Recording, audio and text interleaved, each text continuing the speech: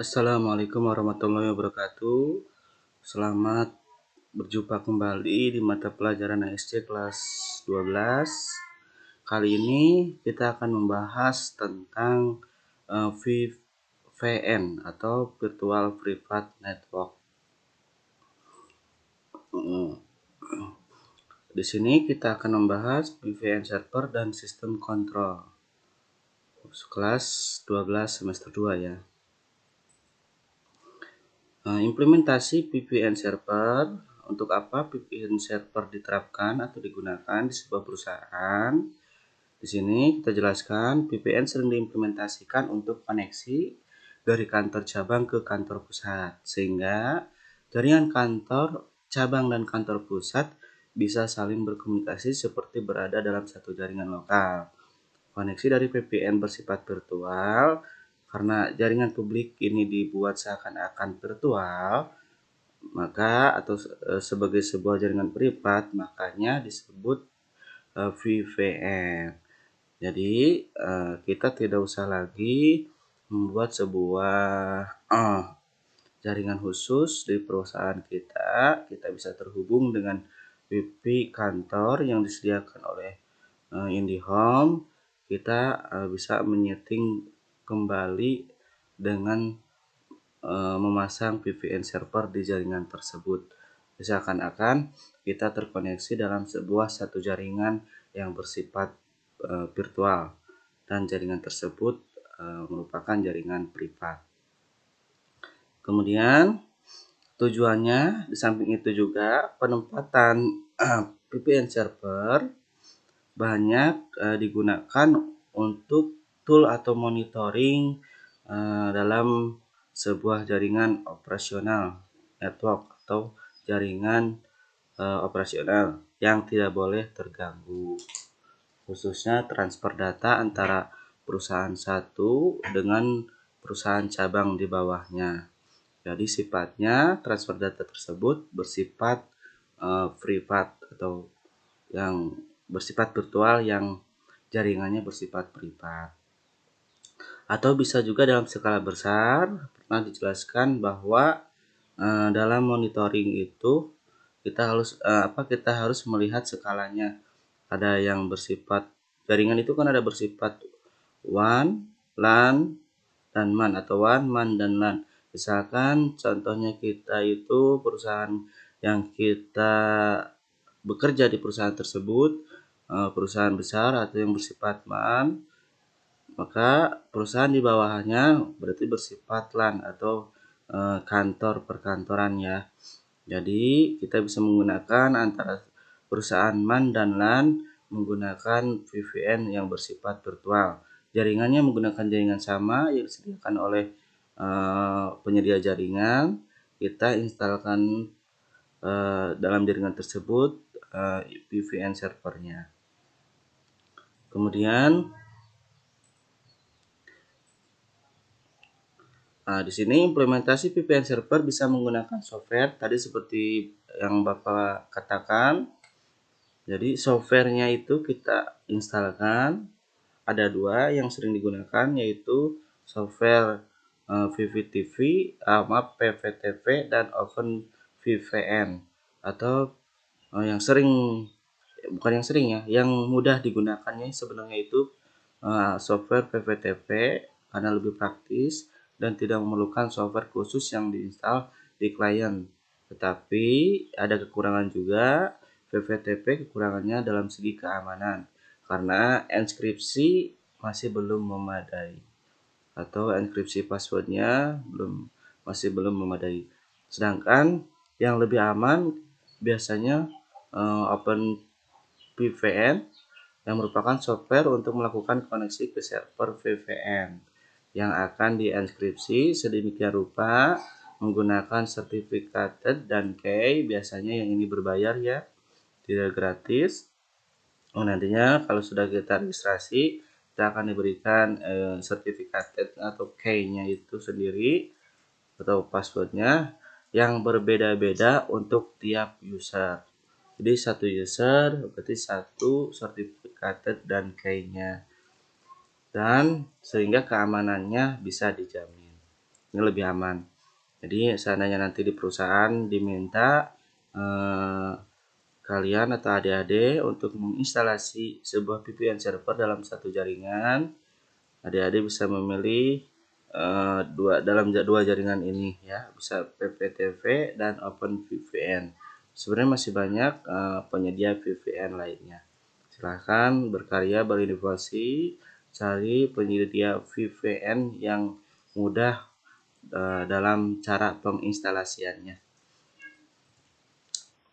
Kemudian fungsi VPN itu sendiri. Jadi fungsi VPN server itu untuk apa? Yang pertama menghubungkan kantor-kantor cabang melalui jaringan publik.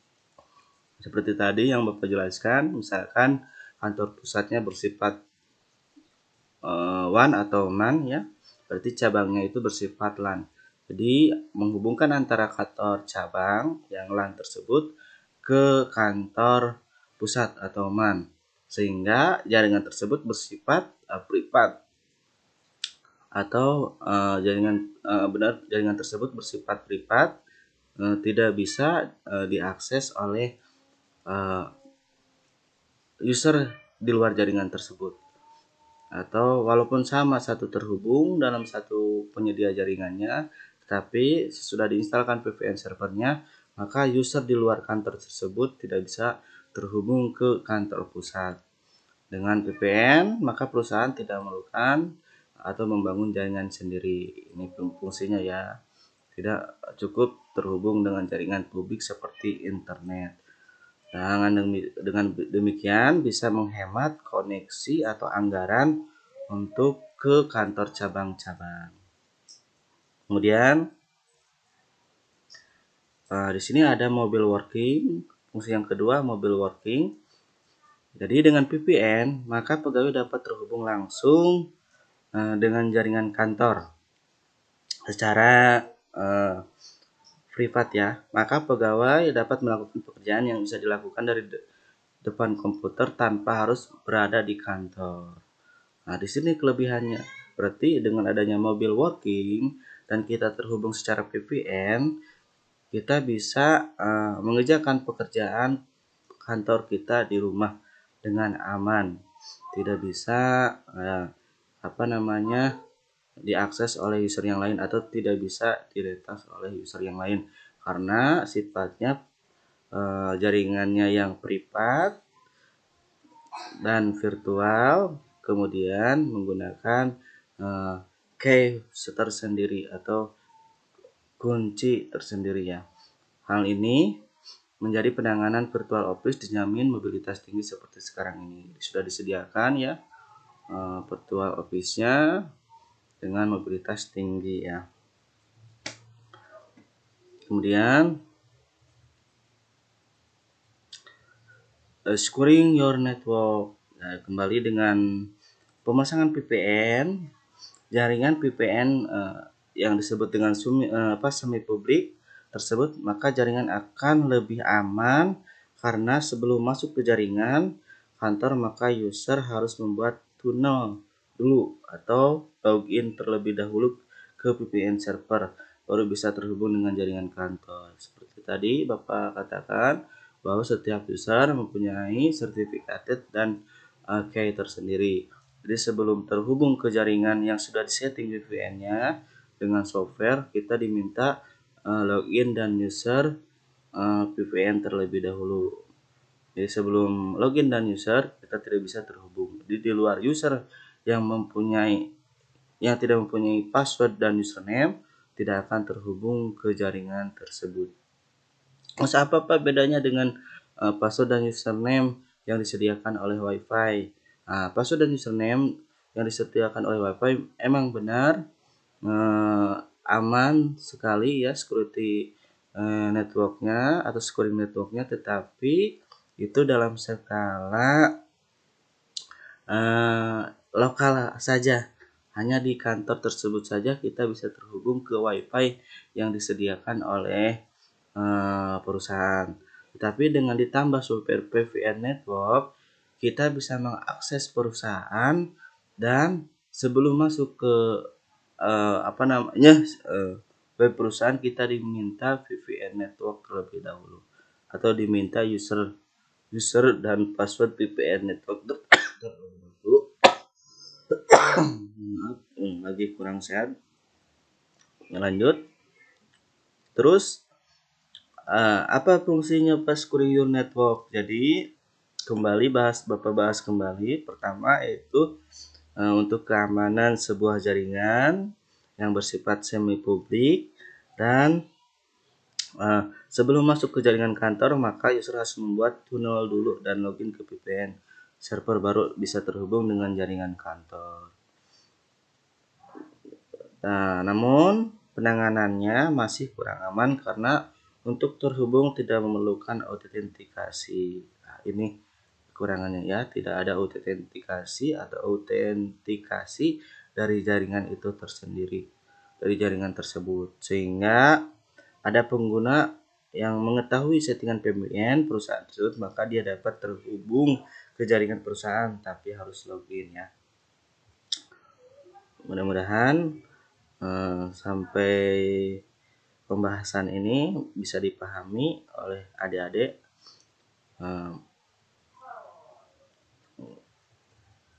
dan bisa dicerna dalam pemahaman VPN servernya.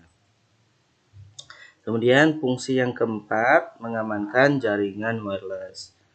Jadi dengan menggunakan VPN maka user terhubung ke wireless harus membuat tunnel dulu. Jadi harus tunnel itu semacam apa Pak? Semacam akun ya. Harus membuat akun jaringan di wireless terlebih dahulu. Sesudah membuat tunnel, baru kita login ke VPN server, baru bisa menggunakan research jaringan seperti akses internet dan sebagainya. Seperti itu ya. Mudah-mudahan bisa dipahami dan bisa dimengerti sampai pembahasan kali ini. Kemudian manfaat VPN server. Banyak manfaat VPN server karena yang pertama yaitu biaya lebih murah karena kita tidak membuat jaringan khusus tersendiri ya. Dengan menggunakan, misalkan kalau kita membuat sebuah jaringan khusus sendiri di kantor, kita menyediakan tiang pemancar jaringan seperti tower, itu lumayan biayanya besar. Belum pemancarnya itu sendiri lumayan besar. Belum kita sewa servernya untuk menyediakan jaringannya, itu lumayan lebih besar. Jadi VPN dibangun dengan menggunakan jaringan internet milik publik tanpa perlu membangun jaringan pribadi. Itu kesimpulannya ya. Dengan demikian, bila ingin menggunakan VPN, kita hanya koneksikan saja ke internet yang ada di kantor tempat kita bekerja atau di rumah tempat kita bekerja. Jadi nggak usah bikin jaringan sendiri, kita hanya setting saja jaringan tersebut dengan menginstalkan software VPN server. Tadi ada 2 kata Bapak ya, PPTV dan OpenVPN ya. Maaf, PPTP dan OpenVPN. Itu salah satu software untuk menginstal VPN server.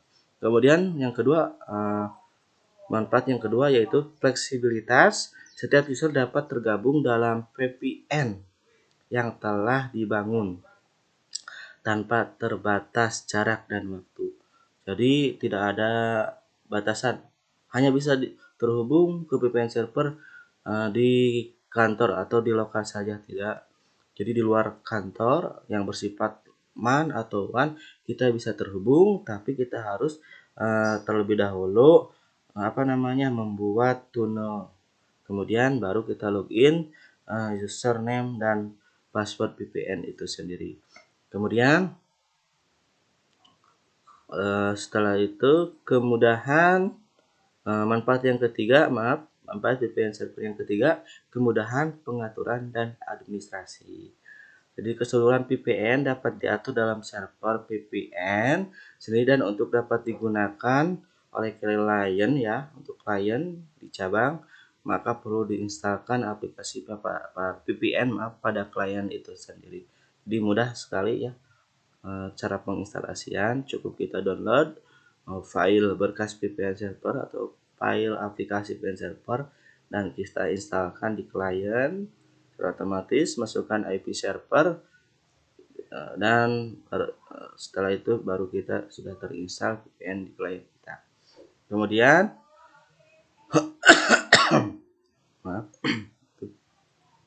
manfaat yang keempat VPN server yaitu mengurangi kerumitan pengaturan dengan teknologi tunneling. Di sini ya sangat mudah sekali dalam pembuatan tunneling sebelum terhubung ke VPN server.